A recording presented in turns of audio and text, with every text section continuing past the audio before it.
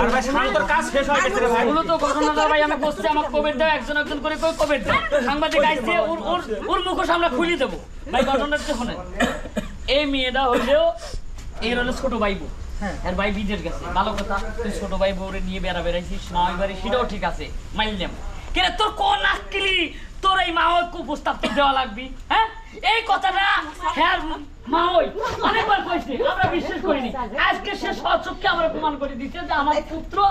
আমার খারাপ প্রস্তাব দেয় আমার স্বামীকে মারা গেছে পুত্র কিভাবে তার খারাপ প্রস্তাব দেয় আমরা যতটুকু বুঝতে পারলাম যে আরে কথাটা বলতে দাও কথাটা মারা গেছে তো এই সুযোগে হয়তোবা তার পুত্র বা পুত্রা মানে একটা কুপ্রস্তাব দিছিল যদি মেনে নেয় তাহলে হয়তোবা সে কয়েকদিন মানে দর্শক এখন আমরা চলে যাব মাউর কাছে তো আসলে মূলত ঘটনাটা কি আমরা মাউর কাছে গলায় দিয়ে তো আসলে মুরব্বিরা আসলে মানে খুব বদমাইশ হয়ে গেছে প্রস্তাব দিল কিভাবে আপনি মানে আর হলো ভাইয়ের লগে আমার ঠিক আছে আর ভাইয়ের লগে আমার মাইয়া বিয়ে দিছে আর ও আমার পুত্র মানে সন্তানের মতো তাই না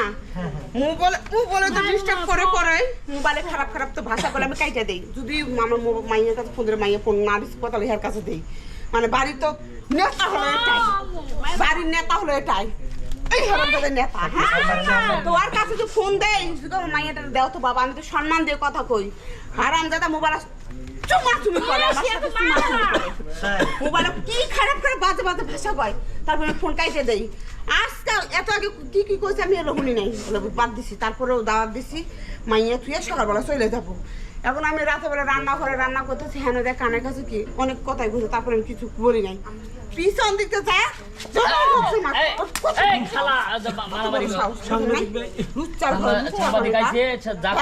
আমার জামাই না দেখে আচ্ছা দাঁড়াও দাঁড়াও কথাটা বলুক হ্যাঁ লুচ্চার ঘরে লুচ্চা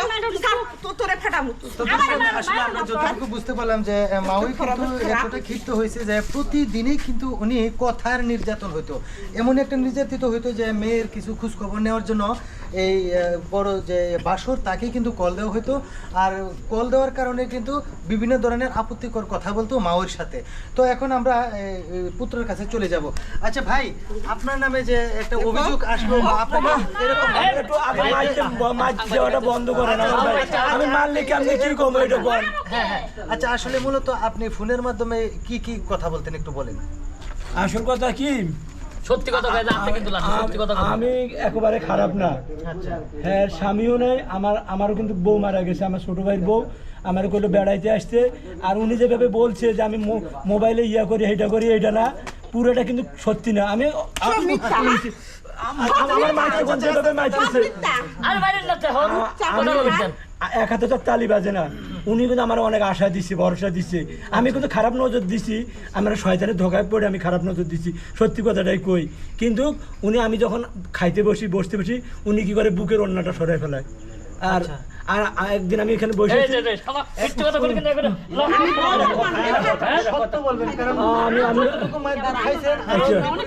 আমার বাসা আমার তো ইজ্জত সম্মান সবে গেছে কেউ দেখাতে পারবো না এই ইজ্জত সম্মান নিয়ে আমি এই এলাকায় থাকতে পারবো না আর হয়েছে কি আমি আপনার একটা সত্যি কথা কই আমি যখন খাইতে বসতাম না উনি কি করতো আমার ছোট ভাই বউ আসতো না ওই আইসা ভাই যান ভাই যান কি করে মারে আমার উপরে সন্তোষটা পাইছে আমি পুরোটাই দোষী না আচ্ছা বলেন আপনি কোন আমার যদি সে আশা ভরসা না দিত আমার সাথে খারাপ ভাবে না চলতো আমি ওনার খারাপ প্রস্তাব দিতাম না তোর দিয়ে তো সৌন্দর্য তুই তো ছোট ভাই কিছু কইছিস নাকি ছোট ভাই যতটুকু বুঝতে পারলাম যে মাউই নাকি অনেকটাই মানে এরকম অবস্থা ছিল যে খাবার সময় নাকি কাপড় চোপড়ও একটু মানে বেটিক ছিল যেটাকে বলা হয় তো এখন আমরা চলে যাবো একটু মুরব্বীর কাছে আচ্ছা কাকা এখন যে পরিস্থিতিটা হইলো এখন আপনারা কোন সমাধানে যাবেন আমরা সমাধানে যাব ওই ভাবি আমাদের এলাকার উনি অনেকদিন যাবত ওনার স্বামী মারা গেছে উনি কিরকম ভালো না মন্দ আমরা জানি উনি খুব ভালো মানুষ এই বেয়াদবের বাচ্চা এই প্রস্তাবটা দিছে ভাবি আমাদের সবাইরে জানাইছে